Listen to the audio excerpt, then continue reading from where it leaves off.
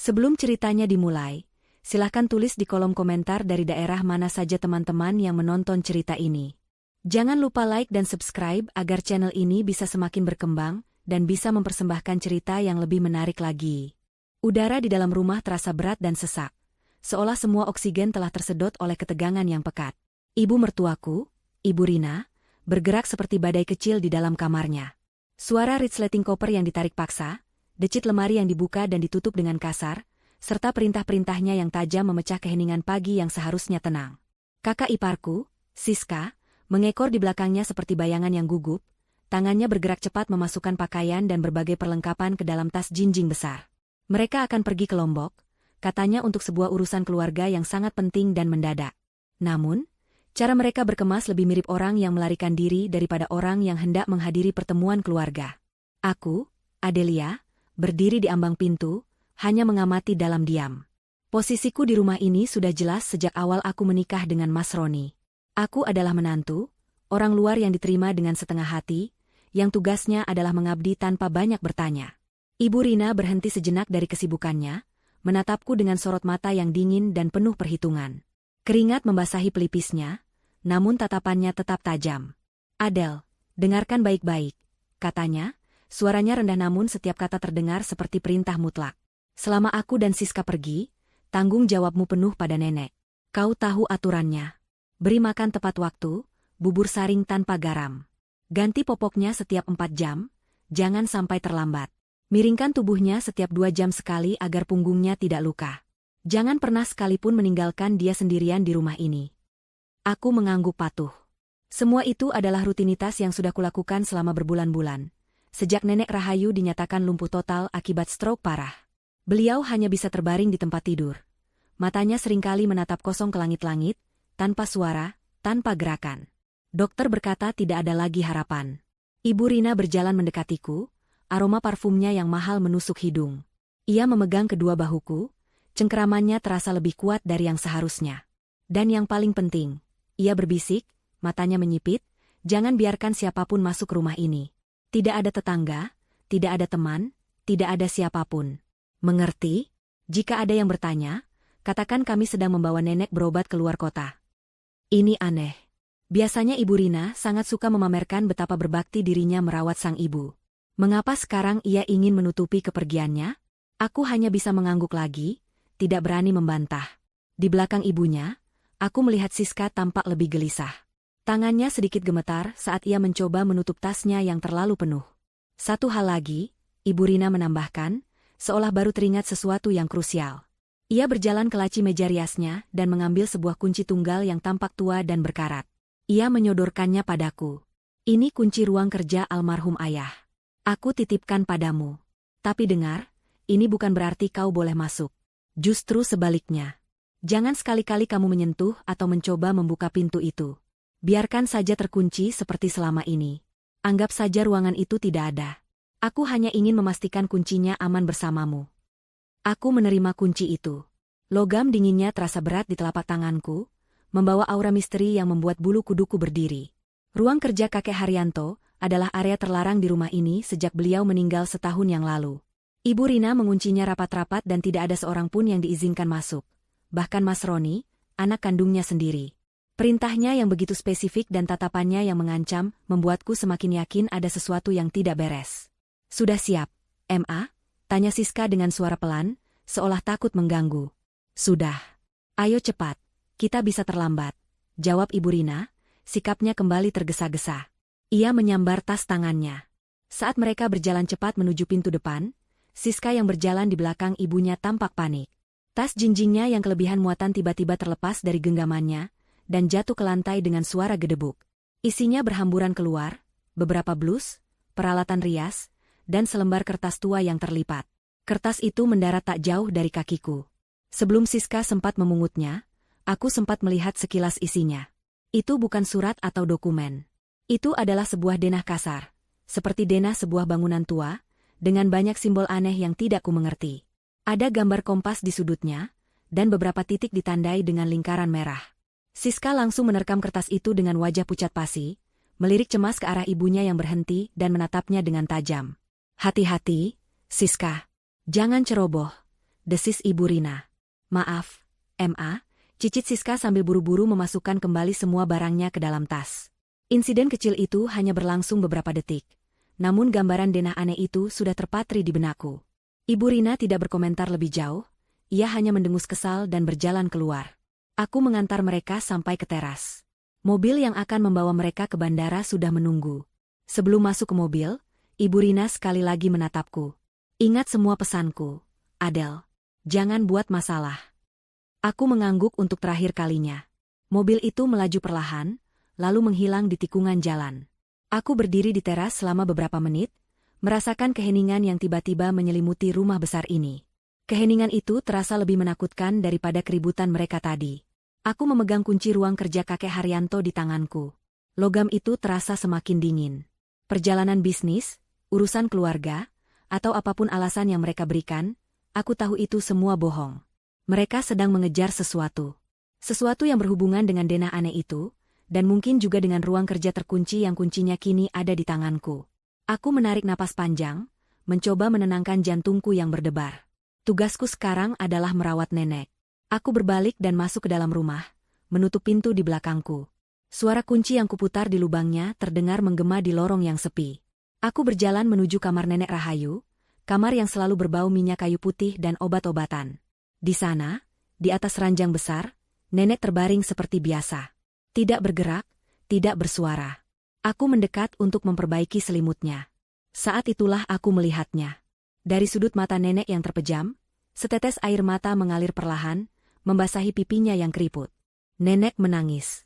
Tapi aku tidak tahu, apakah itu tangis kesedihan karena ditinggal pergi, atau tangis ketakutan akan sesuatu yang akan datang. 1 jam telah berlalu sejak kepergian Ibu Rina dan Siska. 1 jam yang terasa seperti kekekalan.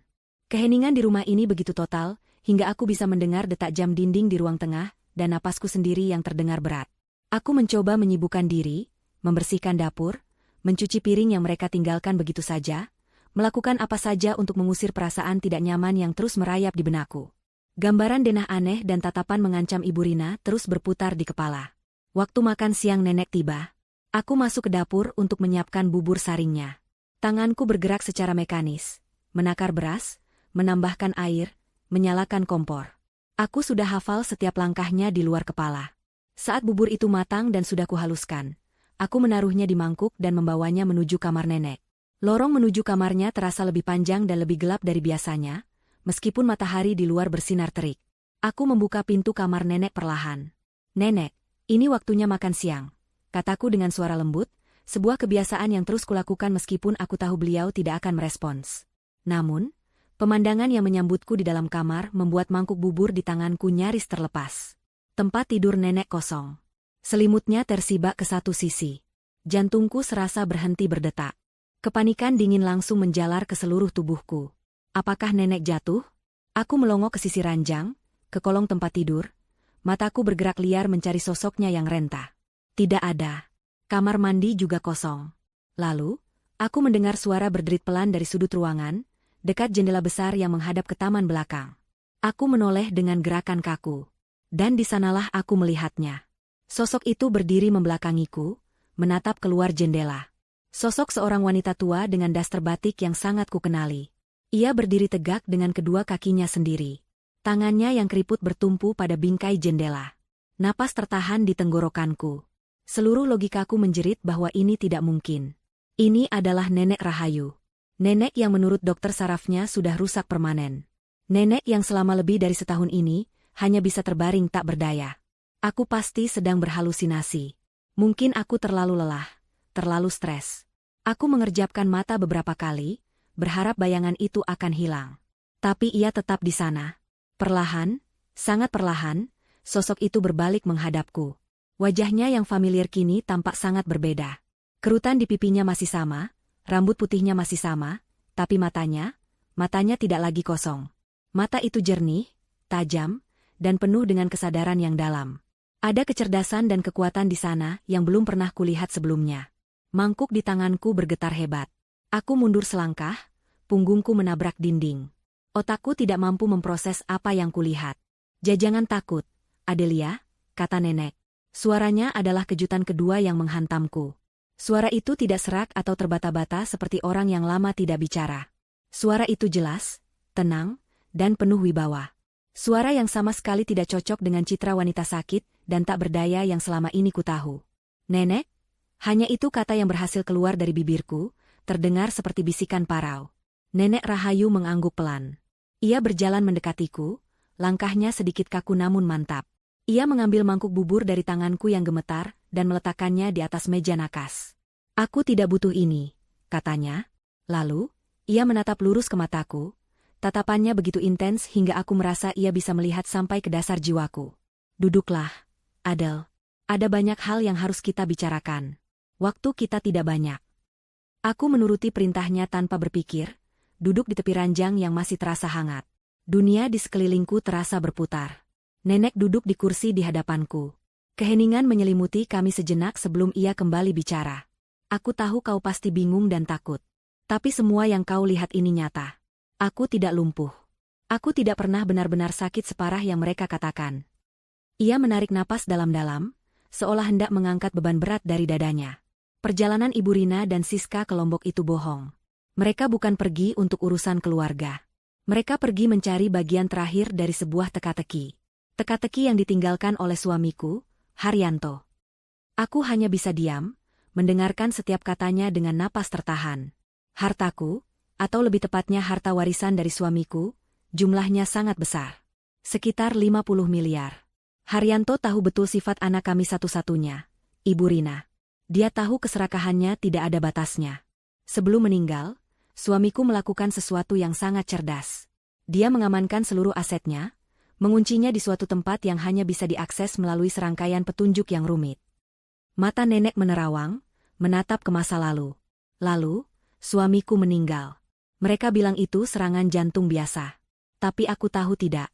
Aku melihat bagaimana Ibu Rina mengganti obatnya.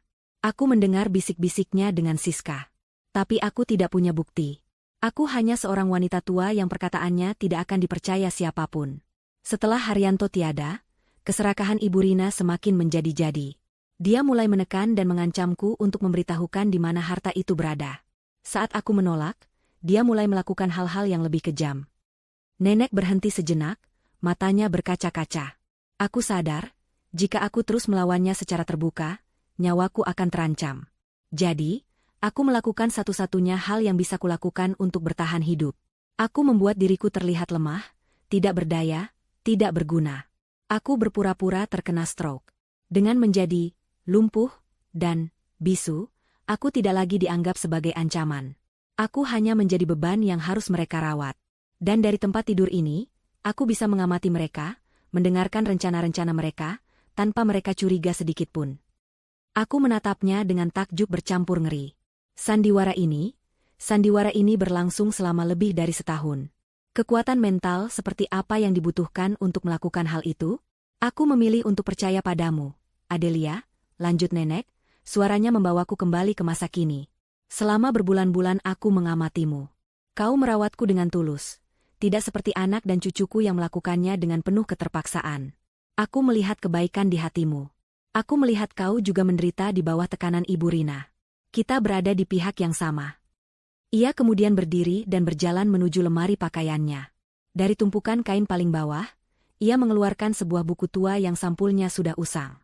Buku itu adalah buku panduan permainan catur. Ia kembali duduk di hadapanku dan membuka buku itu. Di halaman pertama, ada sebuah tulisan tangan yang sudah memudar milik kakek Haryanto. Mereka pergi ke Lombok karena mereka berhasil memecahkan petunjuk sebelumnya, yang mengarahkan mereka pada seorang mantan rekan bisnis Haryanto. Mereka berharap orang itu akan memberikan petunjuk terakhir. Tapi mereka tidak akan berhasil. Karena petunjuk yang sesungguhnya tidak ada di sana, kata nenek sambil menunjuk ke arah buku di tangannya. Ini adalah langkah pertama dari permainan yang sebenarnya. Sebuah permainan yang ditinggalkan suamiku untukku, dan sekarang, untuk kita. Waktu mereka pergi adalah kesempatan satu-satunya bagi kita untuk menemukan harta itu terlebih dahulu. Karena jika mereka kembali dan berhasil mendapatkannya, mereka tidak akan ragu untuk menyingkirkanku dan mungkin juga kau, satu-satunya saksi. Nenek menutup buku itu dan meletakkannya di atas pangkuanku. Aku butuh bantuanmu, Adelia. Aku butuh mata, tangan, dan kakimu. Maukah kau membantuku menyelesaikan permainan catur terakhir dari suamiku? Senja mulai turun, cahaya keemasan dari jendela menerpa wajah Nenek Rahayu, membuatnya tampak seperti seorang ratu bijaksana dari cerita dongeng. Di tanganku, buku catur itu terasa berat, bukan hanya karena bobotnya, tapi karena takdir yang dibawanya. Aku menatap mata nenek yang penuh harap dan kekuatan. Ketakutanku perlahan sirna, digantikan oleh sebuah perasaan baru. Sebuah tekad. Aku tidak lagi sendiri di rumah ini. Dan perang baru saja dimulai. Aku mengangguk dengan mantap. Iya, Nek, aku akan bantu. Dunia lamaku yang penuh kepatuhan sunyi telah hancur lebur, digantikan oleh sebuah realitas baru yang menegangkan dan berbahaya. Aku dan Nenek Rahayu duduk berhadapan di kamarnya yang remang-remang. Buku catur tua itu terletak di antara kami, terasa seperti sebuah artefak suci yang memegang kunci takdir kami. Guncangan dari pengakuan nenek beberapa saat lalu perlahan mereda, menyisakan endapan fokus yang dingin dan tajam. Kami adalah dua sekutu yang tak terduga, dipersatukan oleh pengkhianatan dan sebuah permainan yang dirancang oleh orang yang telah tiada. Untuk bisa memenangkan permainan ini, aku harus mengerti perancangnya. Aku harus mengenal kakek Haryanto. Nenek, ceritakan tentang kakek, pintaku dengan suara pelan. Ini bukan lagi sekadar rasa ingin tahu. Ini adalah kebutuhan. Nenek tersenyum, sebuah senyum tipis yang penuh dengan kenangan pahit dan manis. Haryanto bukan sekadar pengusaha. Mulainya, dia adalah seorang ahli strategi. Dalam bisnis, dalam hidup, dalam segala hal. Baginya, hidup adalah sebuah papan catur raksasa. Dia selalu berpikir 5-10 langkah ke depan. Dia sangat teliti, teratur, dan memiliki intuisi yang luar biasa tajam. Dia bisa membaca niat seseorang hanya dari cara mereka bicara, atau bahkan dari cara mereka diam. Nenek menghela napas panjang, tatapannya menerawang jauh. Dia jugalah yang pertama kali melihat kegelapan di dalam hati Ibu Rina, anak kami satu-satunya. Awalnya aku tidak percaya. Aku buta oleh cinta seorang ibu. Bagiku, Ibu Rina adalah putri kecilku. Tapi Haryanto melihatnya. Dia melihat bagaimana mata Ibu Rina berbinar bukan saat melihat kami, tapi saat melihat perhiasan baru atau mobil mewah. Dia melihat bagaimana Ibu Rina mulai memanipulasi orang-orang di sekitarnya untuk mendapatkan apa yang dia mau, bahkan sejak remaja. Aku mendengarkan dalam diam, mencoba menyusun kepingan-kepingan gambar dari keluarga ini. Mas Roni, suamiku, sama sekali tidak seperti itu. Dia baik, tulus, mungkin sedikit terlalu naif dan selalu berpikir positif tentang ibu dan kakaknya. Mungkin sifatnya lebih menurun dari kakek Haryanto, sebuah ironi yang menyakitkan. Keserakahan Ibu Rina menjadi semakin tak terkendali setelah dia menikah, lanjut nenek. Suaminya, Ayah Siska, adalah pria yang sama ambisiusnya. Mereka berdua melihat kami bukan sebagai orang tua, tapi sebagai brankas berjalan. Haryanto mencoba membimbing mereka, memberi mereka modal usaha, menasihati mereka. Tapi itu tidak pernah cukup. Mereka selalu ingin lebih. Saat itulah suamiku mulai menyusun rencananya. Dia berkata padaku, Rahayu, harta ini adalah buah kerja kerasku seumur hidup. Aku tidak akan membiarkannya menjadi racun yang menghancurkan generasi setelah kita. Harta ini harus jatuh ke tangan yang bisa menjaganya, bukan menghabiskannya. Disinilah letak kecerdasan kakek Haryanto yang sesungguhnya. Nenek menjelaskan bahwa uang 50 miliar itu bukanlah uang tunai yang tersimpan di satu rekening. Kakek telah melikuidasi sebagian besar saham dan propertinya secara diam-diam beberapa tahun sebelum meninggal. Ia mengubahnya menjadi portofolio aset yang sangat sulit dilacak. Ada emas batangan yang disimpan di beberapa fasilitas penyimpanan aman di kota yang berbeda, ada berlian langka, ada obligasi tanpa nama atau bearer bonds yang siapapun yang memegangnya bisa mencairkannya, dan yang paling rumit, ada sebuah dompet digital berisi aset kripto yang nilainya terus bertambah, diamankan oleh serangkaian kata sandi yang mustahil ditembus. Jadi, yang kita cari bukanlah nomor rekening. Kataku, mulai mengerti. Kita mencari kunci dari semua itu. Lokasi, kode, kata sandi, dan mungkin benda fisik. Tepat, nenek mengangguk. Matanya menatapku dengan apresiasi. Haryanto menyebar semua kunci itu. Dia menciptakan sebuah jalur teka-teki. Dia percaya, hanya orang yang memiliki ketulusan dan kecerdasan yang setara dengannya yang bisa menyelesaikannya. Permainan ini dia rancang untukku. Sebagai cara kami untuk tetap bermain catur, bahkan setelah dia tiada. Lalu, wajah nenek berubah muram. Tapi aku tidak menyangka permainannya harus kumulai secepat ini. Suatu malam, Haryanto mengeluh dadanya sesak. Itu bukan hal baru. Jantungnya memang sedikit lemah. Tapi malam itu berbeda. Aku melihat Ibu Rina memberinya obat sebelum tidur. Aku tidak menaruh curiga. Pagi harinya, Haryanto sudah tiada. Suara nenek bergetar, menahan isak tangis yang tak kunjung keluar setelah setahun lamanya.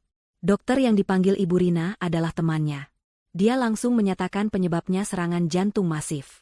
Ibu Rina menolak mentah-mentah permintaanku untuk otopsi, dengan alasan ingin jenazah ayahnya segera dimakamkan dengan tenang. Dia bahkan mengatur kremasi dengan begitu cepat. Saat itu aku sadar. Aku telah kehilangan suamiku karena keserakahan anakku sendiri. Sejak saat itu, aku tahu aku adalah target berikutnya. Cerita nenek membuat darahku terasa dingin. Kejahatan Ibu Rina jauh lebih mengerikan dari yang kubayangkan. Ini bukan lagi soal uang, ini soal nyawa. Tekadku untuk membantu nenek semakin membara menjadi api yang kokoh. Kami harus menang. Baiklah, Nek, kataku, suaraku terdengar lebih mantap dari yang kuduga. Mari kita mulai permainannya. Kami membuka kembali buku catur itu. Di halaman pertama, di bawah nama kakek Haryanto, tertulis kalimat teka-teki itu. Kami membacanya berulang kali, mencoba meresapi setiap kata. Ratu adalah yang terkuat, namun raja hanya bergerak selangkah demi selangkah. Kemenangan ada di langkah kuda yang tak terduga. Ratu adalah yang terkuat, nenek bergumam. Suamiku selalu memanggilku ratunya. Mungkin ini merujuk padaku. Masuk akal, sahutku. Dan raja, kakek Haryanto. Meskipun beliau sudah tiada, pengaruhnya masih ada, tapi terbatas, hanya menuntun kita selangkah demi selangkah melalui petunjuk ini. Kami terdiam, memikirkan bagian terakhir yang paling penting. Kemenangan ada di langkah kuda yang tak terduga. Langkah kuda. Aku mengulang kata itu. Di papan catur, kuda bergerak membentuk huruf L. 2 kotak lurus, lalu 1 kotak ke samping. Atau 1 kotak lurus, lalu 2 kotak ke samping. Gerakannya unik, bisa melompati bidak lain. Tak terduga. Huruf L, kataku pada nenek. Mungkin ini bukan kiasan. Mungkin ini benar-benar petunjuk harfiah. Kita harus mencari sesuatu di rumah ini yang berhubungan dengan langkah kuda atau bentuk L. Nenek menatapku, matanya berbinar. Sepertinya ia tidak pernah memikirkan kemungkinan itu. Selama ini mungkin ia terlalu fokus pada makna filosofisnya. Kau benar, Adel.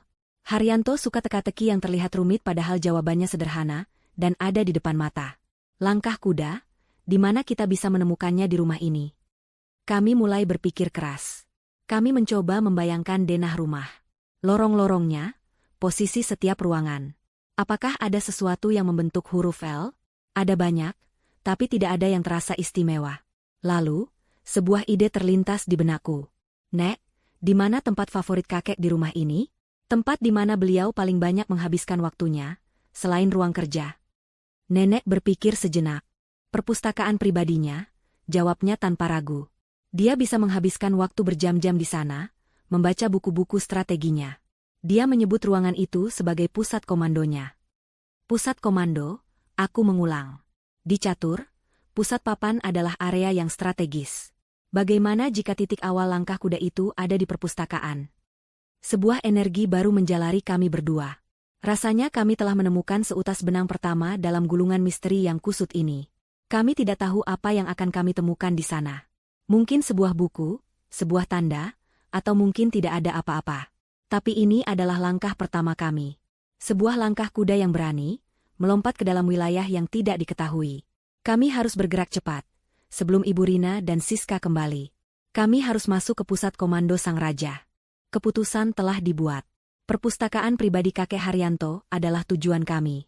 Jantungku berdebar kencang, campuran antara antisipasi dan rasa takut. Rumah yang selama ini terasa seperti penjara, kini berubah menjadi papan catur raksasa. Aku dan Nenek Rahayu adalah pemainnya, dan setiap langkah kami harus diperhitungkan dengan cermat. Kami tidak punya banyak waktu. Ibu Rina bisa saja menelepon, atau lebih buruk lagi, pulang lebih awal jika urusan mereka di Lombok tidak berjalan lancar. Kita harus bergerak sekarang, Nek, bisikku.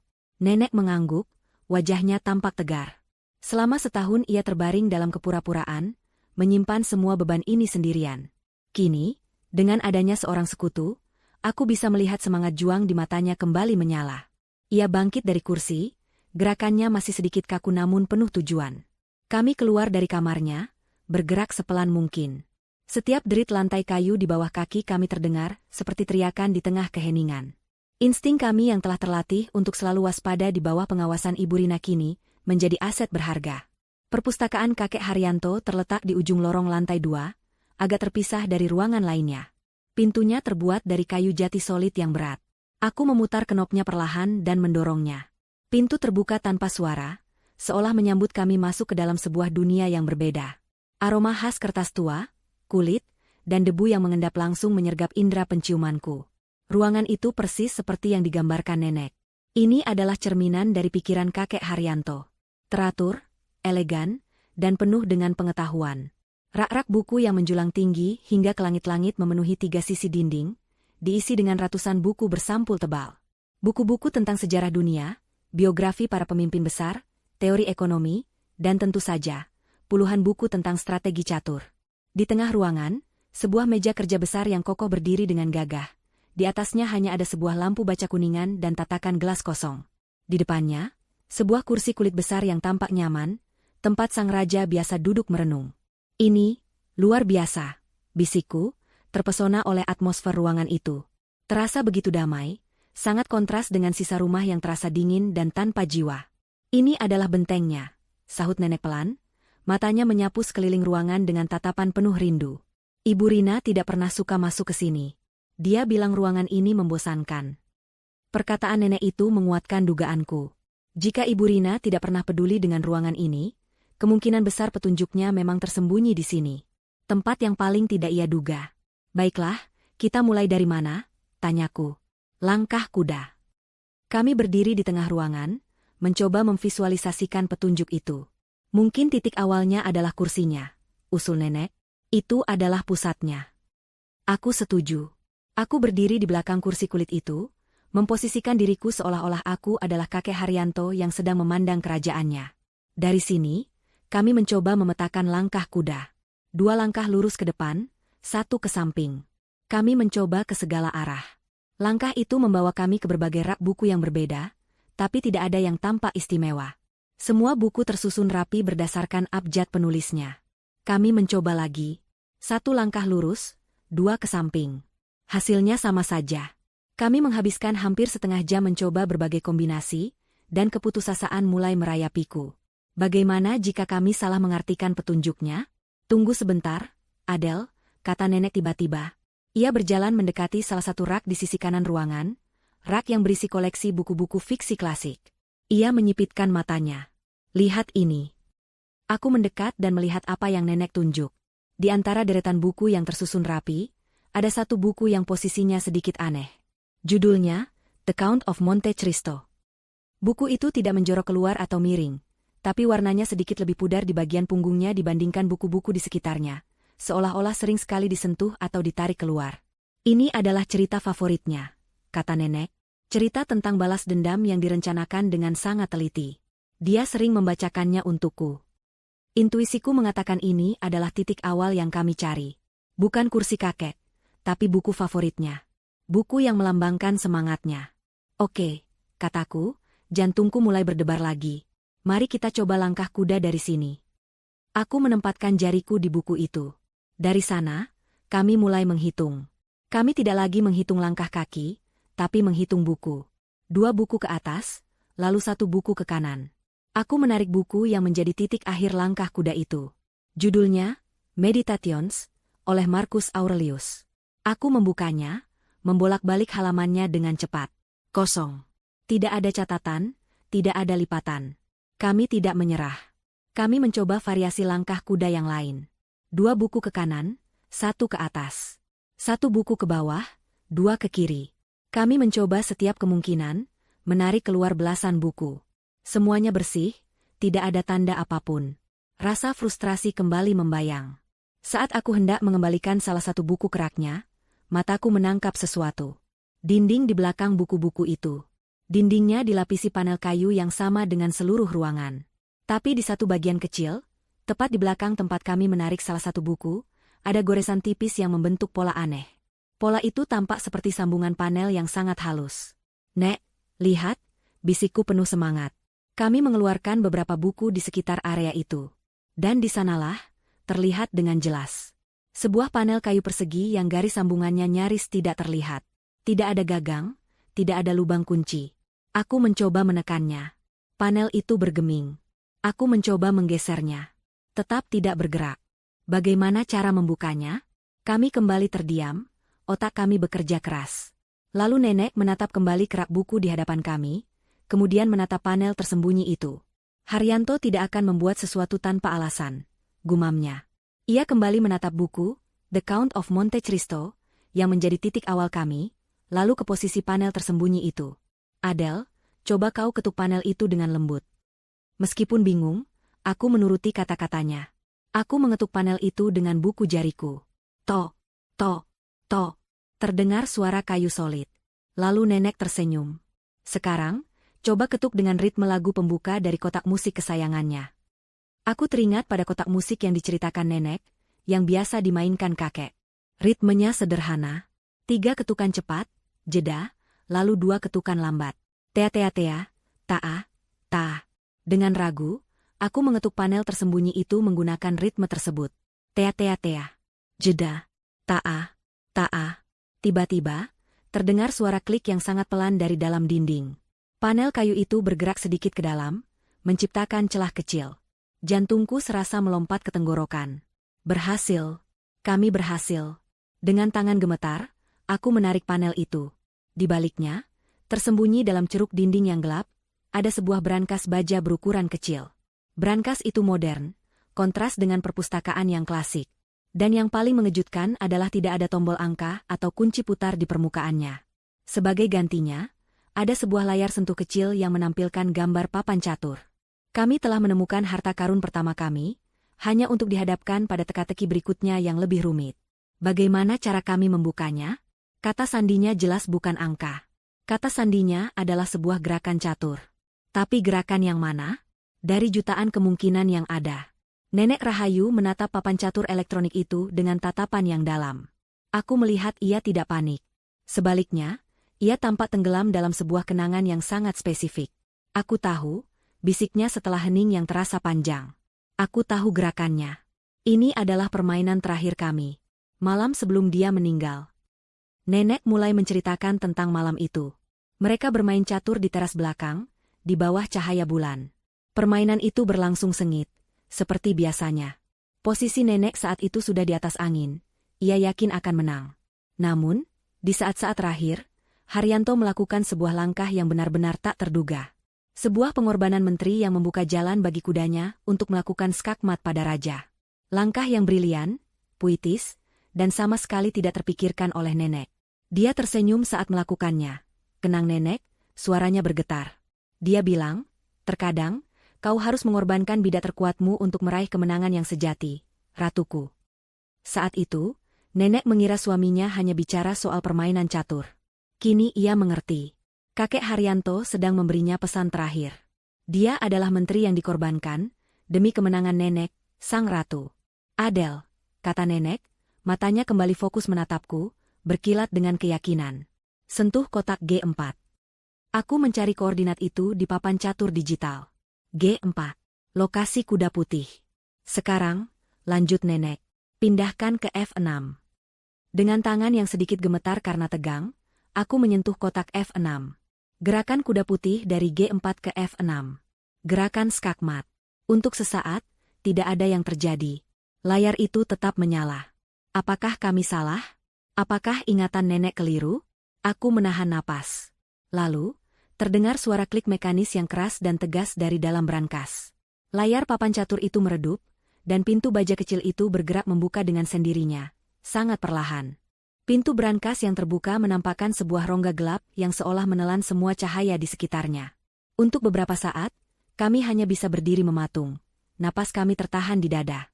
Keberhasilan membuka kunci yang mustahil ini terasa begitu besar, begitu nyata, hingga kami hampir takut untuk melihat apa yang ada di dalamnya. Ini adalah pesan pertama dari kakek Haryanto dari balik kubur, sebuah validasi bahwa kami berada di jalan yang benar. Dengan jantung yang masih berdebar kencang, aku memberanikan diri mendekat dan melongo ke dalam. Rongga itu tidak dalam. Dan isinya sama sekali bukan seperti yang kubayangkan. Tidak ada tumpukan uang, tidak ada batangan emas yang berkilauan, tidak ada bundel dokumen penting. Rasa kecewa yang singkat sempat menjalari diriku sebelum aku menyadari betapa naifnya pemikiran itu. Tentu saja kakek Haryanto tidak akan membuat teka-teki serumit ini, hanya untuk menyimpan hartanya di brankas pertama. Ini adalah sebuah langkah dalam permainan, bukan garis finish. Di dalam brankas itu hanya ada dua benda. Yang pertama adalah sebuah kotak musik persegi yang terbuat dari kayu gelap yang tampak sangat tua. Permukaannya dihiasi ukiran tangan yang sangat halus dan rumit, bukan ukiran bunga atau pemandangan, melainkan ukiran bidak-bidak catur yang sedang berada di tengah pertempuran sengit. Benda kedua adalah selembar foto hitam putih yang sudah agak menguning di bagian tepinya. Aku mengambilnya dengan hati-hati. Foto itu menampilkan sosok nenek Rahayu saat masih muda, mungkin berusia awal 20-an. Di foto itu, ia sedang duduk di depan sebuah piano besar, kepalanya sedikit menoleh ke arah kamera, tertawa lepas dengan tulus. Matanya berbinar penuh kebahagiaan dan cinta. Aku menyerahkan foto itu pada nenek. Jari-jarinya yang keriput gemetar saat menerima dan membelai gambar dirinya dari masa lalu. Ini hari ulang tahunku yang ke-21. Bisiknya, suaranya syarat dengan emosi. Haryanto baru saja melamarku pagi itu. Dia mengambil foto ini diam-diam saat aku sedang memainkan lagu kesukaannya. Melihat tatapan nenek, aku mengerti. Benda-benda ini bukan sekadar petunjuk. Ini adalah kenangan. Kakek Haryanto tidak hanya meninggalkan peta harta karun, dia meninggalkan kepingan-kepingan kisah hidup mereka. Ini membuat permainan catur Anumerta ini terasa jauh lebih personal dan mendalam. Kita tidak boleh lama-lama di sini, kata nenek, suaranya kembali tegas meskipun matanya masih berkaca-kaca. Kita bawa ini ke kamarku. Lebih aman di sana. Aku mengangguk. Aku mengambil kotak musik itu, terasa berat dan kokoh di tanganku. Kami menutup kembali panel rahasia di dinding, menata buku-buku seperti semula, dan memastikan tidak ada jejak yang kami tinggalkan di perpustakaan. Kami bergerak kembali ke kamar nenek, dan untuk pertama kalinya sejak Ibu Rina pergi, aku mengunci pintu kamar dari dalam. Ruangan ini sekarang adalah markas kami, satu-satunya tempat aman di rumah yang penuh rahasia ini. Kami duduk berdampingan di tepi ranjang. Nenek meletakkan foto itu di meja nakas, lalu tatapannya beralih ke kotak musik di pangkuanku. Bukalah, katanya. Aku membuka penutup kotak musik itu. Di bagian dalamnya, ada mekanisme putar kecil dan sebuah silinder logam dengan tonjolan-tonjolan kecil. Aku memutar knopnya beberapa kali hingga terasa kencang, lalu melepaskannya. Keheningan di dalam ruangan pecah oleh suara melodi yang mulai mengalun. Namun, melodi itu terdengar sangat aneh. Aku pernah mendengar alunan musik dari kotak musik sebelumnya, biasanya nadanya jernih, merdu, dan menenangkan. Tapi yang ini berbeda. Nadanya sumbang dan tidak harmonis. Beberapa not terdengar terlalu pendek dan tajam, sementara not lainnya ditahan lebih lama hingga suaranya terdengar melengking aneh. Rasanya seperti mendengarkan seorang anak kecil yang sedang belajar bermain piano, dan terus-menerus menekan tuts yang salah. Rusak, gumamku kecewa. Mungkin karena sudah terlalu tua. Nenek menggelengkan kepalanya perlahan, matanya terpejam seolah sedang berkonsentrasi penuh. Tidak, katanya. Haryanto tidak akan pernah memberiku sesuatu yang rusak. Dia sangat perfeksionis, terutama dalam hal musik dan mesin. Jika suaranya seperti ini, itu pasti disengaja. Coba putar lagi. Aku memutarnya lagi. Kami mendengarkan alunan melodi janggal itu sekali lagi. Kali ini aku mencoba mendengarkan lebih saksama, bukan sebagai sebuah lagu, tapi sebagai serangkaian bunyi. Not-not pendek yang tajam. Not-not panjang yang melengking. Pola itu berulang dengan ritme yang aneh. Ini seperti sebuah pesan. Kataku. Bukan lagu, tapi kode. Mata nenek terbuka, menatapku dengan tajam. Kode Morse, katanya tiba-tiba. Ya Tuhan, tentu saja. Haryanto pernah sangat terobsesi dengan cerita mata-mata dan kriptografi. Dia bahkan pernah belajar kode Morse untuk iseng. Dia bilang itu adalah cara komunikasi paling murni dan efisien. Jantungku berdebar lebih cepat. Kami berada di jalur yang benar. Dengan cepat aku mengeluarkan ponselku dari saku, dan mencari tabel kode Morse di internet. Sebuah bagan berisi alfabet dan padanannya dalam bentuk titik dan garis muncul di layar. Baik, Nek, kataku, bersiap dengan aplikasi catatan di ponselku. Nenek yang mendengarkan polanya, aku yang mencatat dan menerjemahkannya. Siap? Nenek mengangguk. Kami memutar kotak musik itu untuk ketiga kalinya. Kini, dengan tujuan yang jelas, kami mendengarkan dengan konsentrasi penuh. Pendek, kata nenek. Aku tulis titik, sahutku. Panjang. Garis. Pendek lagi. Titik. Jeda. Spasi. Kami bekerja sebagai tim yang solid. Nenek, dengan ingatannya akan ritme dan kepekaannya terhadap suara, mendiktekan setiap pola. Aku, dengan bantuanku teknologi, mencatat dan langsung menerjemahkan setiap huruf yang terbentuk. Prosesnya lambat dan butuh konsentrasi tinggi. Kami harus memutar kotak musik itu berkali-kali untuk memastikan kami tidak salah mendengar. Titik, garis, titik, garis, titik, titik, titik, titik. Setiap huruf yang muncul terasa seperti sebuah kemenangan kecil. KUNCI, DI, TEMPAT, AKU, BEKERJA. Setelah hampir 1 jam, kami berhasil menerjemahkan seluruh melodi itu. Kalimat lengkapnya tertera di layar ponselku, bersinar seperti mercusuar di tengah kegelapan. Kunci di tempat aku bekerja. Kami saling berpandangan. Napas kami sama-sama tertahan. Hanya ada satu tempat di rumah ini yang bisa disebut sebagai tempat kakek Haryanto bekerja. Satu tempat yang begitu sakral hingga menjadi terlarang. Satu tempat yang kuncinya saat ini berada aman di dalam sakuku. Ruang kerja kakek Haryanto. Perintah Ibu Rina yang penuh ancaman kembali terngiang di telingaku. Jangan sekali-kali kamu menyentuh atau mencoba membuka pintu itu.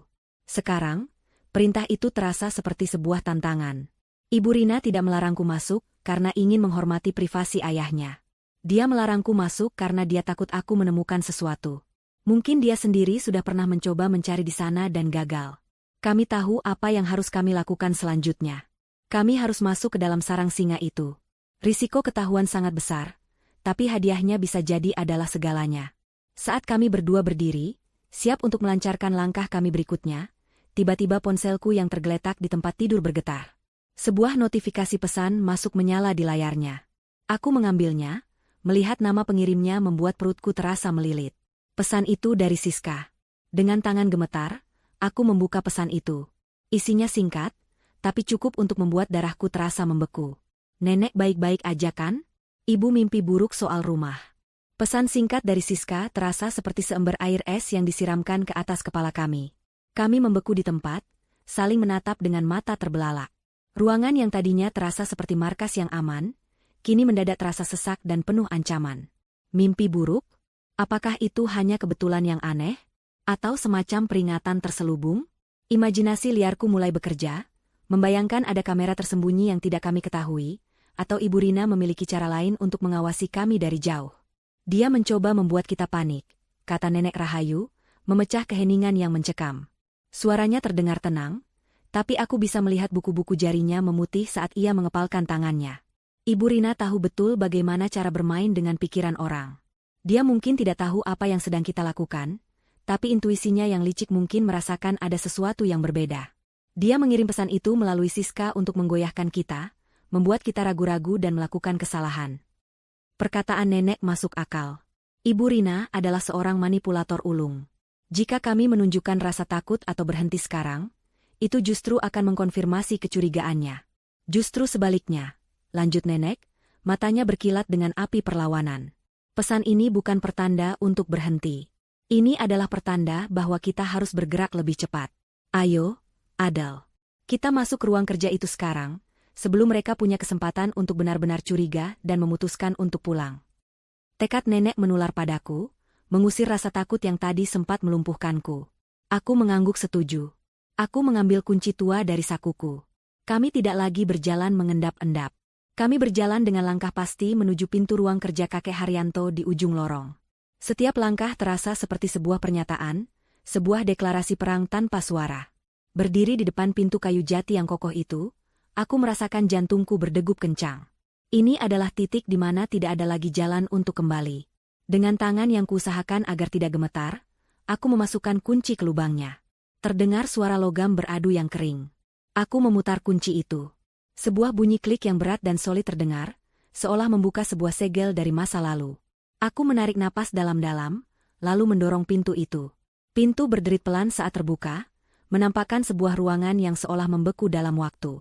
Aroma khas kayu tua, kertas, dan sedikit aroma tembakau pipa yang samar langsung menyambut kami. Ruangan itu remang-remang, hanya diterangi oleh cahaya sore yang menerobos masuk melalui celah-celah tirai jendela yang tertutup rapat. Lapisan debu tipis menyelimuti setiap permukaan, berkilauan di pendar cahaya, membuktikan bahwa ruangan ini memang sudah lama tak tersentuh. Berbeda dengan perpustakaan yang terasa hangat dan hidup, ruangan ini terasa lebih formal dan khusyuk, hampir seperti sebuah kuil pribadi. Dindingnya tidak dipenuhi rak buku, hanya ada beberapa rak berisi buku-buku referensi tebal. Di salah satu dinding tergantung sebuah lukisan pemandangan alam yang besar namun tampak biasa saja. Fokus utama ruangan ini adalah sebuah meja kerja dari kayu mahoni yang besar dan mengkilap. Meja itu tampak kosong dan rapi secara supernatural. Di atasnya hanya ada 3 benda. Sebuah tatakan berisi setumpuk kertas surat berkualitas tinggi yang masih kosong, sebuah pena mewah berwarna hitam dengan aksen perak, dan sebuah lampu meja kuningan yang gagangnya berbentuk seperti leher angsa. Dia tidak pernah suka ada barang yang berantakan di mejanya, bisik nenek. Baginya, meja kerja yang bersih adalah cerminan dari pikiran yang jernih. Pesan dari kotak musik itu bergema di benakku. Kunci di tempat aku bekerja. Kami mencari sebuah kunci. Tapi, kunci, itu bisa berarti apa saja. Kami mulai melakukan pencarian yang metodis dan hati-hati. Kami memeriksa setiap laci meja. Sebagian besar kosong, sisanya hanya berisi peralatan tulis biasa seperti klip kertas dan staples. Tidak ada yang istimewa. Kami memeriksa rak buku, menarik keluar setiap buku dan menggoyangkannya, berharap ada sesuatu yang diselipkan di dalamnya. Nihil. Kami bahkan memeriksa bagian bawah meja dan kursi, mencari kompartemen rahasia. Tidak ada apa-apa. Ruangan itu terasa seperti sebuah teka-teki yang menolak untuk dipecahkan. Semua benda di dalamnya tampak begitu normal, begitu biasa, hingga terasa mencurigakan. Keputusasaan mulai menyentuhku lagi. Apakah kami salah menafsirkan pesannya? Aku berdiri di depan meja, menatap 3 benda yang ada di atasnya. Pena, kertas, dan lampu. Terasa seperti sebuah komposisi yang disengaja. Iseng, atau mungkin karena butuh lebih banyak penerangan, aku menyalakan lampu meja itu. Knopnya berbunyi klik, dan sebuah kerucut cahaya kuning yang hangat langsung menerangi permukaan meja yang berdebu. Cahaya itu juga menyebar ke arah dinding di depan meja. Dan saat itulah sesuatu yang ajaib terjadi. Sinar lampu yang menyorot lukisan pemandangan alam dari sudut yang rendah, menampakkan sesuatu yang sebelumnya tidak terlihat. Di atas permukaan kanvas yang bergambar langit biru, muncul tulisan-tulisan tipis yang berkilau samar, seolah ditulis menggunakan pernis transparan yang hanya akan memantulkan cahaya dari sudut tertentu. "Nek, lihat!" Aku berseru dalam bisikan, menunjuk ke arah lukisan itu. Nenek mendekat, matanya menyipit, lalu terbelalak tak percaya. Di sana, di atas lukisan itu, tertera serangkaian angka dan simbol yang rapi. Aku langsung mengenalinya. Itu adalah format angka untuk koordinat geografis. 1 set untuk garis lintang, dan 1 set lagi untuk garis bujur. Inilah dia. Petunjuk berikutnya. Bukan kunci fisik, tapi kunci dalam bentuk lokasi. Sebuah tempat di suatu tempat di dunia ini. Tanpa pikir panjang, aku segera mengeluarkan ponselku, mengarahkannya ke lukisan dan memotret tulisan rahasia itu beberapa kali untuk memastikan gambarnya jelas. Aku tidak tahu kemana koordinat ini akan membawa kami, tapi yang jelas kami selangkah lebih dekat menuju garis finish. Aku baru saja memasukkan kembali ponselku ke dalam saku, dan nenek hendak mengatakan sesuatu, ketika tiba-tiba kami berdua membeku. Sebuah suara terdengar dari lantai bawah. Suara yang sangat kami kenal, namun suara yang seharusnya tidak ada di sini hari ini, atau bahkan minggu ini. Suara kunci yang dimasukkan ke lubang kunci pintu depan. Lalu suara kunci itu diputar. Jantungku serasa jatuh ke perut. Tidak mungkin. Ini tidak mungkin. Mereka seharusnya masih di Lombok. Kenapa mereka pulang? Kami saling berpandangan dengan panik. Kami terjebak. Terjebak di dalam ruangan terlarang, dengan pintu yang tidak sempat kami kunci kembali dari luar. Tidak ada jalan keluar. Tidak ada tempat untuk bersembunyi. Pintu depan di lantai bawah berderit membuka. Lalu, keheningan pecah oleh suara yang menusuk dan penuh amarah. Itu adalah suara Ibu Rina. "Adel, kenapa pintu ini dikunci dari dalam?" Teriakan Ibu Rina dari lantai bawah menghantam kami seperti sambaran petir. "Adel, kenapa pintu ini dikunci dari dalam?" Waktu terasa berhenti. Kami terjebak. Terperangkap di dalam ruang kerja kakek Haryanto, tempat paling terlarang di seluruh rumah. Kepanikan murni yang dingin dan tajam menusuk jantungku. Otakku kosong, tidak mampu memikirkan jalan keluar. Habislah sudah. Permainan ini berakhir bahkan sebelum kami sempat benar-benar memainkannya. Aku menatap Nenek Rahayu, mengharapkan jawaban, namun yang kulihat di wajahnya adalah sesuatu yang tidak kuduga. Bukan kepanikan, melainkan ketenangan yang membeku. Seolah-olah selama setahun berbaring dalam keheningan, ia telah mempersiapkan diri untuk momen seperti ini. "Cepat," bisiknya, suaranya nyaris tak terdengar namun penuh dengan otoritas yang tak terbantahkan. Bantu aku kembali ke tempat tidur. Tapi bagaimana? Desisku panik. Mereka di bawah. Nenek tidak menjawab dengan kata-kata.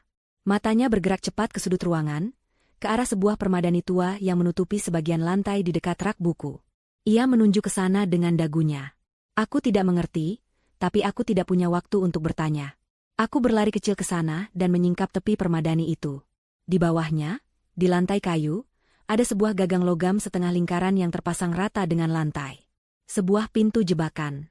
Tangga servis, bisik nenek, menuju ke gudang belakang dapur. Jarang sekali dipakai. Sekarang, Adel, aku akan menjadi beban mati. Kau harus menyeretku. Jangan bersuara. Tanpa ragu, aku menarik gagang itu. Sebuah pintu persegi terbuka, menampakkan tangga kayu yang curam dan gelap, penuh dengan sarang laba-laba. Aroma apek dan lembab langsung menguar dari bawah. Aku tidak punya waktu untuk merasa jijik. Aku segera membantu nenek, yang kini telah mengubah dirinya kembali menjadi sosok yang lumpuh dan tak berdaya. Menopang tubuhnya yang ia buat lemas terasa sangat berat. Menuruni tangga sempit dan curam itu dalam keheningan adalah siksaan. Otot-otot lenganku terasa terbakar. Napasku tersengal-sengal, setiap anak tangga berderit pelan di bawah beban kami, suara yang terasa memekakan telinga di tengah kesunyian yang tegang. Kami berhasil mencapai gudang yang gelap dan pengap. Dari sini, aku setengah menyeret setengah membopong nenek melalui pintu belakang dapur, lalu menyusuri lorong menuju kamarnya. Waktu seolah bergerak dalam gerak lambat yang menyiksa. Setiap detik terasa seperti 1 menit. Akhirnya, aku berhasil membaringkan nenek kembali ke atas ranjangnya. Aku menarik selimut hingga ke dadanya, merapikan rambutnya, dan menempatkan tangannya di sisi tubuhnya. Persis seperti posisi yang biasa kulihat setiap hari. Kurang dari 2 menit sejak teriakan Ibu Rina, Nenek Rahayu sudah kembali menjadi patung yang tak bernyawa. Aku menutup pintu kamar nenek, mengatur napasku yang masih memburu, dan berlari kecil menuruni tangga utama. Aku harus menghadapi badai ini sekarang. Ibu Rina dan Siska berdiri di ruang depan. Wajah mereka adalah campuran antara kelelahan, amarah, dan kekecewaan. Koper mereka tergeletak begitu saja di lantai, seolah dilempar dengan kesal. Mereka tampak seperti baru saja kembali dari medan perang yang membuat mereka kalah telak. "Dari mana saja kau?" bentak Ibu Rina saat melihatku, matanya menyala-nyala. Aku menundukkan kepala, menampilkan ekspresi takut dan bingung yang sudah sangat terlatih. Maaf, Bu," kataku dengan suara gemetar. Tadi aku sedang mengepel lantai di dekat pintu depan. Aku mengunci grendel dari dalam supaya tidak ada yang tidak sengaja masuk dan mengotori lantai yang masih basah. Setelah itu aku lelah sekali, aku ketiduran sebentar di sofa ruang keluarga. Aku tidak dengar suara mobil. Itu adalah kebohongan yang sederhana dan terdengar masuk akal. Kebohongan yang sesuai dengan peranku sebagai menantu yang penurut namun sedikit ceroboh. Ibu Rina menatapku dengan tatapan menyelidik, seolah mencoba menembus tengkorakku untuk mencari kebenaran. Ia berjalan melewatiku, ujung sepatunya nyaris menyentuh lantai yang memang kubuat sedikit lembab dengan lem sebelum turun tadi. Ia memeriksa grendel pintu, lalu kembali menatapku. "Lain kali jangan kunci pintu ini dari dalam. Bagaimana jika terjadi keadaan darurat?" "Baik, Bu. Maafkan aku," jawabku pelan. Siska hanya diam, wajahnya muram dan ia menghindari kontak mata denganku. Ia tampak lebih kecewa daripada marah. "Perjalanan kami sia-sia," gumamnya pelan, lebih pada dirinya sendiri, namun cukup keras untuk kudengar. Orang tua itu sama sekali tidak mau membantu. Ibu Rina langsung menyikutnya dengan tajam, menyuruhnya diam. Gagal. Jadi perjalanan mereka ke Lombok benar-benar sebuah kegagalan. Ini menjelaskan kepulangan mereka yang mendadak dan suasana hati mereka yang buruk. Mereka putus asa. Dan orang yang putus asa akan melakukan hal-hal yang nekat. "Sudah, jangan banyak alasan," kata Ibu Rina ketus, mengalihkan kembali perhatiannya padaku. "Bagaimana keadaan nenek?" "Seperti biasa, Bu. Tidak ada perubahan," jawabku, menjaga suaraku tetap datar. Tanpa menunggu lebih lama, Ibu Rina berjalan cepat menaiki tangga menuju kamar nenek. Siska mengikutinya di belakang. Aku mengekor dengan perasaan cemas yang luar biasa. Apakah nenek baik-baik saja? Apakah aktingnya cukup meyakinkan? Apakah kami meninggalkan jejak yang mencurigakan? Ibu Rina membuka pintu kamar nenek dengan kasar. Ia berjalan ke sisi ranjang dan menatap ibunya yang terbaring diam. Ia menatapnya bukan dengan tatapan kasih sayang seorang anak, melainkan dengan tatapan seorang penambang yang frustrasi melihat bongkahan batu yang menolak untuk menyerahkan emas di dalamnya. Ia mengamati nenek selama beberapa saat, lalu memeriksa popoknya dengan gerakan kasar, seolah sedang memeriksa barang, bukan manusia. Nenek tidak bergerak sedikit pun. Pernapasannya teratur dan pelan. Ia adalah gambaran sempurna dari seorang pasien yang pasrah pada takdirnya. Ibu Rina tampak sedikit lebih tenang, yakin bahwa tidak ada yang berubah. Ia berbalik, menatap Siska, lalu tatapannya beralih padaku. Sebuah ide baru yang mengerikan tampak berkelebat di matanya yang dingin. Senyum sinis yang tipis tersungging di bibirnya. "Kau tahu, Adele," katanya dengan suara pelan yang terdengar lebih mengancam daripada teriakannya tadi. "Selama ini kita mungkin terlalu baik, terlalu lembut. Mungkin yang dibutuhkan ibuku ini bukan perawatan, tapi sebuah motivasi untuk sadar dari sandiwaranya. Sepertinya kita harus mengubah cara kita bermain."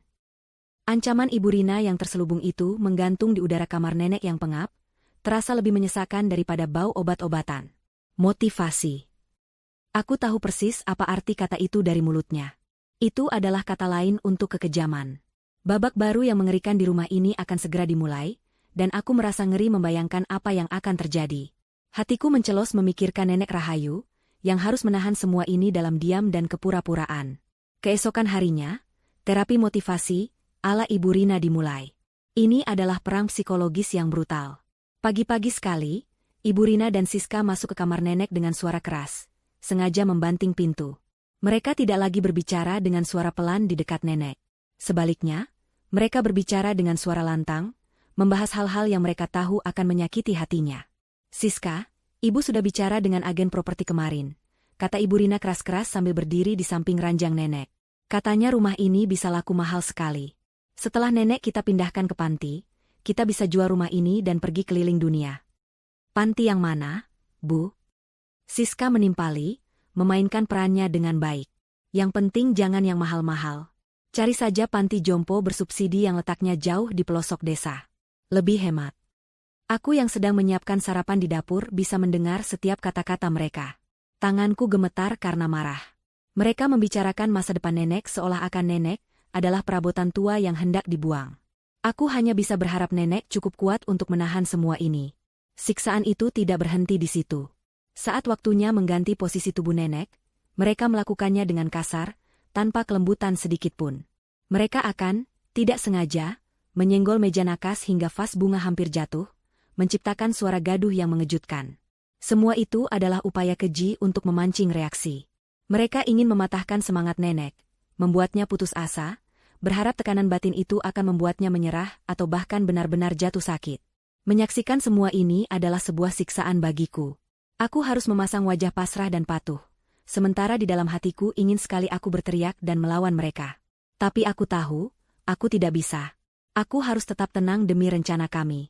Aku harus memainkan peranku sama baiknya dengan nenek memainkan perannya. Di tengah kekacauan ini, kami harus mencari cara untuk bergerak maju. Satu-satunya waktu kami bisa bicara adalah larut malam, saat Ibu Rina dan Siska sudah tertidur lelap. Aku akan menyelinap ke kamar nenek, dan kami akan berbisik di dalam gelap. Pertemuan rahasia kami singkat dan penuh risiko. "Kita harus segera mencari tahu arti koordinat itu," bisik nenek pada suatu malam, suaranya terdengar lelah namun tetap tegar. Mereka semakin nekat. Kita kehabisan waktu. Keesokan harinya, aku mendapatkan kesempatan. Ibu Rina menyuruhku pergi ke pasar untuk membeli beberapa bahan makanan yang habis.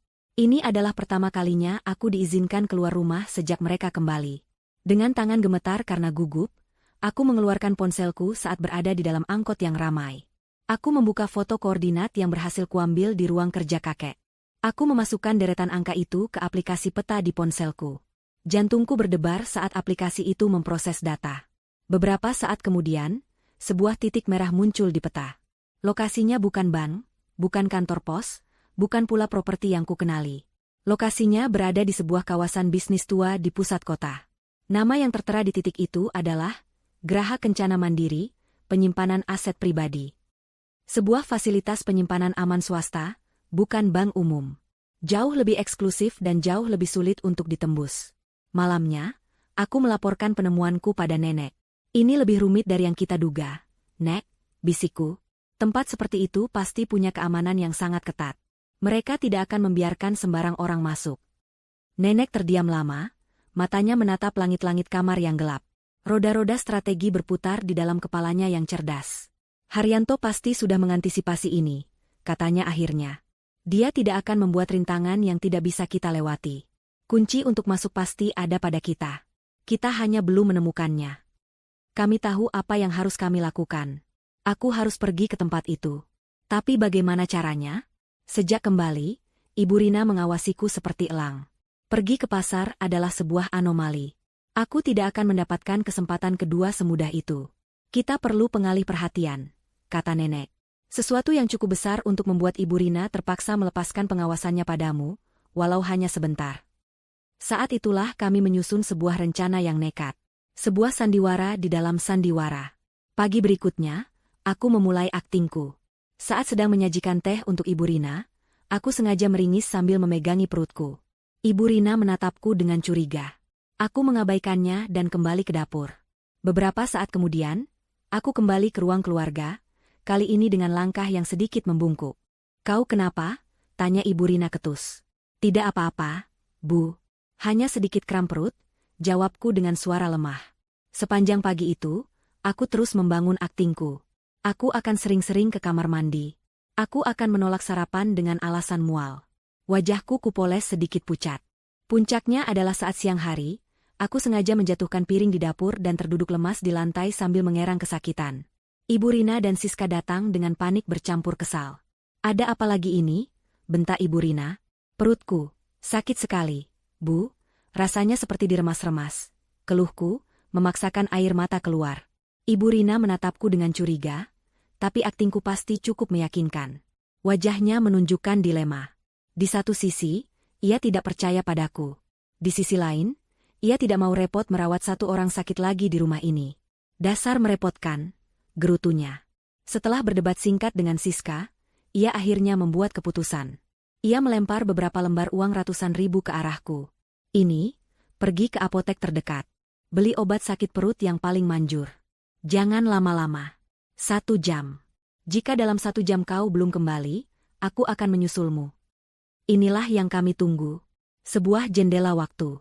1 jam. 60 menit untuk menentukan nasib kami. Aku mengangguk lemah, mengucapkan terima kasih, dan berjalan keluar rumah dengan langkah yang kubuat tertatih-tatih. Namun begitu gerbang rumah tertutup di belakangku dan aku sudah berada di tikungan jalan, aku langsung berlari secepat yang ku bisa menuju pangkalan ojek. Jantungku berdebar seperti genderang perang. Aku menyebutkan alamat Geraha Kencana Mandiri pada pengemudi ojek. Waktu permainanku telah dimulai. Seluruh rencana besar kami, seluruh harapan nenek, kini bergantung pada apa yang bisa kulakukan dalam 1 jam ke depan. Balapan melawan waktu baru saja dimulai.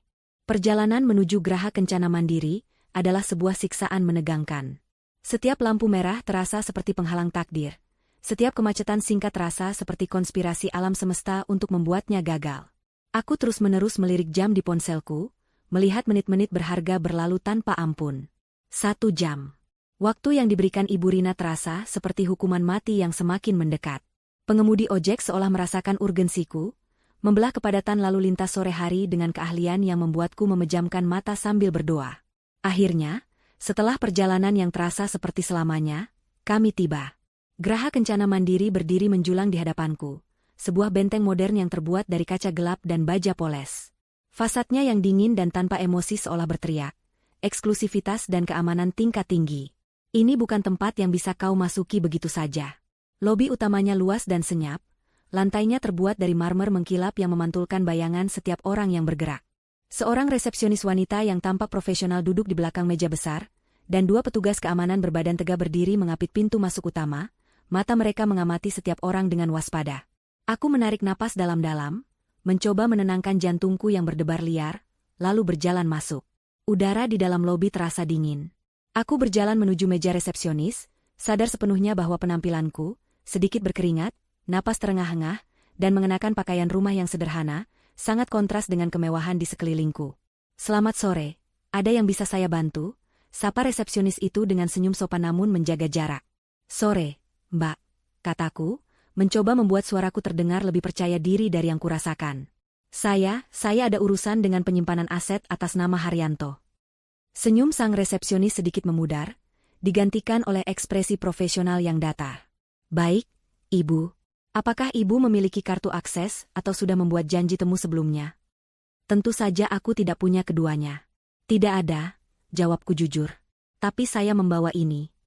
Dengan tangan yang sedikit gemetar, aku mengeluarkan satu-satunya benda yang mungkin bisa menjadi kunci fisik kami.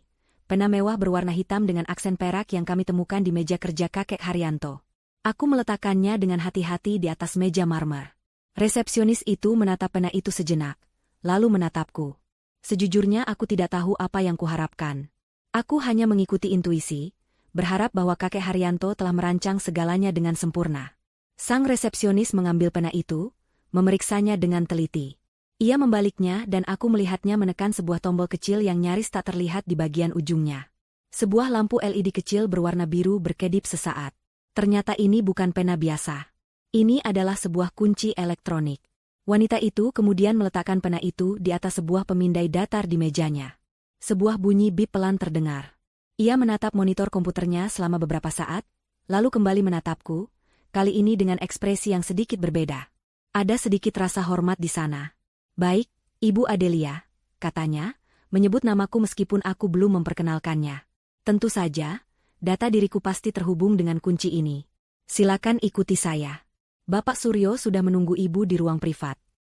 Aku mengikutinya melewati serangkaian koridor senyap yang dilapisi karpet tebal.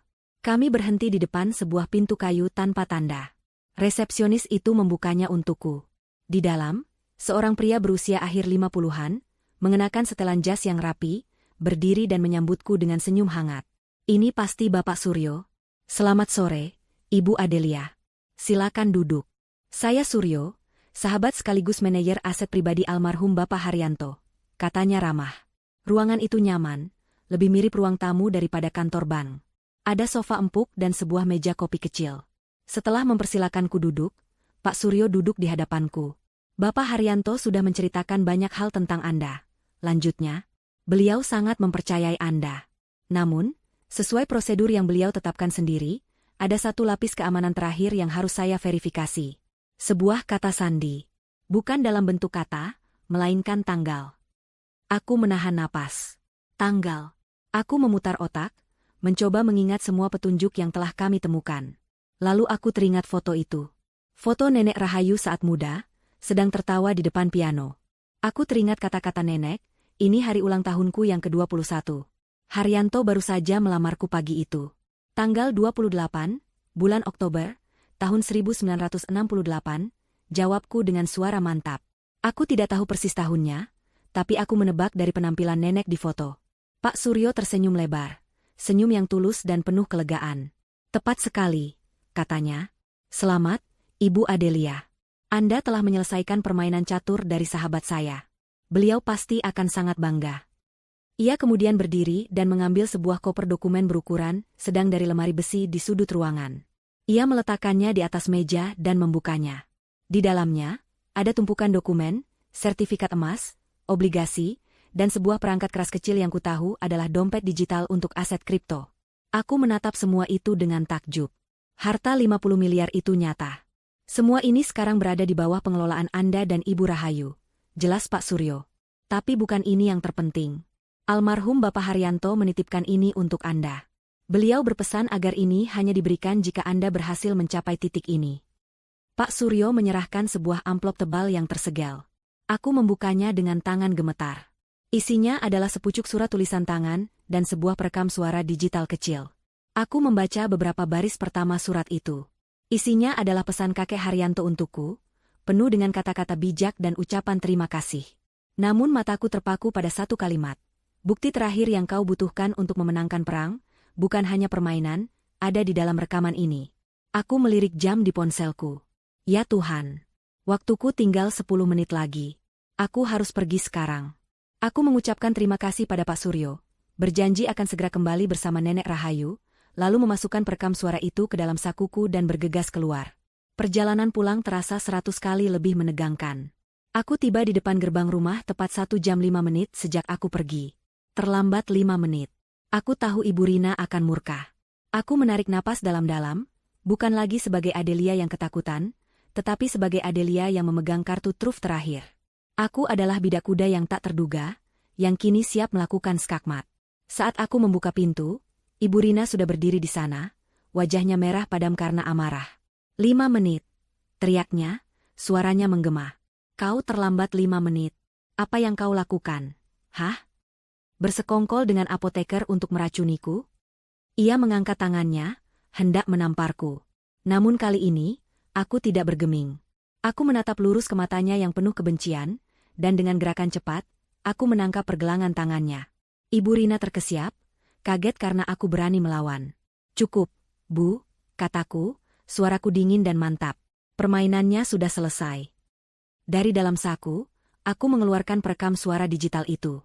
Jari jempolku menekan tombol play. Keheningan di rumah itu pecah oleh suara yang kukenal. Suara kakek Haryanto. Suara itu terdengar sedikit lelah, namun tegas. Rina, ayah tahu apa yang kau lakukan, kata suara itu. Ayah tahu kau menukar obat jantung ayah dengan plasebo. Berdosis rendah. Agar ayah mati perlahan-lahan. Akui saja, nak. Beri ayah alasan untuk tetap percaya masih ada kebaikan di hatimu. Lalu terdengar suara lain. Suara Ibu Rina, terdengar kesal dan defensif. Ayah ini bicara apa, sih? Pasti karena obatnya ayah jadi pikun begini. Sudah, ayah istirahat saja. Wajah Ibu Rina berubah dari merah pada menjadi pucat pasi seperti mayat. Siska, yang muncul dari ruang keluarga, membeku di tempat dengan mulut ternganga. Bukti itu. Bukti yang tak terbantahkan. Bukan lagi tuduhan, tapi rekaman pengakuan tidak langsung dari mulutnya sendiri. Saat rekaman itu berakhir, sebuah suara lain memecah keheningan yang mencekam. Suara yang tenang dan penuh wibawa, datang dari puncak tangga. Kejutan, Rina. Kami semua mendongak. Di sana, di puncak tangga, berdiri Nenek Rahayu. Tidak lagi dalam daster lusuh, tapi mengenakan kebaya yang rapi. Ia berdiri tegak dengan kedua kakinya, tatapannya sedingin es. Di belakangnya, muncul sosok Pak Suryo, yang ternyata telah mengikuti aku pulang, dan 2 orang petugas kepolisian berseragam. Skakmat. Dunia Ibu Rina dan Siska runtuh dalam sekejap. Papan catur kehidupan mereka terbalik, dan mereka tiba-tiba menemukan diri mereka dalam posisi skakmat yang tak terhindarkan. Wajah Ibu Rina yang pucat kini berubah menjadi topeng kemarahan dan penyangkalan yang membabi buta. Ini jebakan, teriaknya, suaranya melengking histeris. Ia menunjuk nenek dengan jari gemetar. Ibu tua ini yang merencanakan semuanya. Dia menipuku. Polisi, tangkap dia. Para petugas polisi hanya menatapnya dengan dingin, tidak terpengaruh oleh sandiwaranya yang putus asa. Pak Suryo melangkah maju, menyerahkan sebuah map berisi salinan dokumen hukum dan bukti rekaman kepada salah satu petugas. Ibu Rina dan Ibu Siska, kata petugas itu dengan suara tegas. Anda kami tangkap atas tuduhan percobaan pembunuhan berencana terhadap almarhum Bapak Haryanto dan percobaan penipuan terhadap Ibu Rahayu. Anda berhak untuk diam. Kenyataan akhirnya menghantam mereka seperti tembok. Siska adalah yang pertama kali hancur. Ia ambruk ke lantai, menangis meraung-raung seperti anak kecil, memukul-mukul lantai marmer dengan tangannya. Aku tidak mau ke penjara, Bu, aku tidak mau. Isaknya berulang kali. Ia hanyalah pengikut yang lemah, yang kini harus menanggung konsekuensi penuh dari kejahatan yang didalangi ibunya. Ibu Rina, sebaliknya, diselimuti oleh amarah murni. Saat petugas mendekat untuk memborgolnya, ia meronta. Lepaskan aku. Kalian tidak tahu siapa aku. Ini rumahku. Ini semua milikku, teriaknya. Namun tenaganya tak sebanding dengan para petugas. Saat mereka berhasil memborgol tangannya di belakang punggung, ia menatap lurus ke arah Nenek Rahayu, matanya menyala dengan kebencian yang tak terhingga. Aku akan membalasmu, Bu. Aku bersumpah, aku akan membalasmu. Nenek Rahayu hanya menatapnya dengan ekspresi sedih. Kau sudah menghancurkan dirimu sendiri sejak lama, Rina, katanya pelan. Aku hanya menyalakan lampu agar kau bisa melihat kehancuranmu dengan jelas. Mereka berdua digiring keluar dari rumah, meninggalkan keheningan yang pekat dan berat di belakang mereka. Pintu depan ditutup, seolah menutup sebuah babak yang kelam dalam sejarah keluarga ini. Aku menghela napas panjang, napas pertama yang terasa benar-benar lega setelah sekian lama. Aku menatap nenek, dan ia balas menatapku sambil tersenyum tipis. Kami berhasil. Beberapa jam kemudian, setelah polisi dan Pak Suryo pergi, suasana di rumah mulai terasa berbeda. Udara yang tadinya berat kini terasa ringan. Mas Roni, suamiku, sudah tiba di rumah. Nenek telah meneleponnya dan menceritakan semuanya secara singkat. Aku melihatnya duduk di sofa ruang keluarga, wajahnya tertunduk di antara kedua tangannya. Ia terguncang hebat. Mengetahui bahwa ibu dan kakak perempuan yang selama ini ia kenal adalah monster berdarah dingin, adalah sebuah pukulan yang telak. Aku duduk di sampingnya, meraih tangannya. Ia mendongak, matanya merah. Aku tidak tahu, Adele. Aku tidak pernah tahu. Bukan salahmu, Mas Roni, kataku lembut. Kau orang baik. Kau tidak akan pernah bisa melihat kejahatan seperti itu pada orang yang kau cintai. Nenek Rahayu mendekati kami, membawa amplop dari kakek Haryanto yang belum sempat kubaca tuntas. Suamiku meninggalkan ini untuk kita semua, katanya. Kami membacanya bersama-sama. Surat itu adalah testamen terakhir dari kakek Haryanto. Ia menulis tentang cintanya yang besar pada Ibu Rina, putrinya, namun juga kesedihannya yang mendalam atas jalan yang telah dipilihnya. Ia menjelaskan bahwa permainan catur ini bukan hanya untuk melindungi hartanya, tapi juga sebuah tes karakter terakhir. Ia berharap, entah bagaimana, Ibu Rina akan menyadari kesalahannya. Tapi ia juga realistis. Ia tahu kemungkinan besar itu tidak akan terjadi. Maka dari itu, tulis kakek di paragraf terakhir, jika surat ini sedang kau baca, Adelia, itu artinya harapanku pada putriku telah pupus. Namun harapanku pada masa depan keluarga ini lahir kembali melalui dirimu. Warisan yang sesungguhnya bukanlah uang atau emas yang kutinggalkan. Warisan yang sesungguhnya adalah kesempatan untuk mengubah tragedi ini menjadi sesuatu yang baik. Gunakan harta ini bukan untuk memperkaya diri, tapi untuk memperkaya kehidupan orang lain. Itulah kemenangan sejati. Beberapa bulan berlalu. Ibu Rina dan Siska divonis hukuman penjara yang sangat lama. Rumah besar itu telah kami jual. Terlalu banyak kenangan buruk di sana. Kami membeli sebuah rumah yang lebih kecil dan lebih hangat. Mas Roni, dengan dukungan penuh dari aku dan nenek, perlahan-lahan mulai pulih dari lukanya. Hari ini, kami bertiga berdiri di depan sebuah gedung yang baru saja direnovasi. Di atasnya terpasang papan nama yang jelas, Yayasan Pelita Haryanto.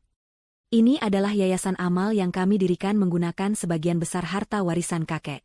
Sebuah lembaga yang bertujuan memberikan bantuan hukum dan perlindungan bagi para lansia yang mengalami penelantaran dan kekerasan dari keluarga mereka sendiri. Nenek Rahayu, yang kini tampak 10 tahun lebih muda, berdiri di podium, memberikan pidato peresmian dengan suara yang lantang dan penuh semangat. Aku berdiri di sisinya, bukan lagi sebagai menantu yang penakut, tapi sebagai mitra, sebagai direktur yayasan ini. Di antara para hadirin, aku bisa melihat Mas Roni menatapku dengan tatapan penuh cinta dan kebanggaan. Setelah acara selesai, saat matahari senja mewarnai langit, nenek menggenggam tanganku. Ia menatap gedung yayasan itu dengan tatapan puas. Permainan catur terbaik, bisiknya padaku, adalah yang menciptakan dunia yang lebih baik setelah papan dirapikan. Ia tersenyum, matanya berbinar dengan cahaya harapan yang baru. Dan kita, ratuku, baru saja memulainya.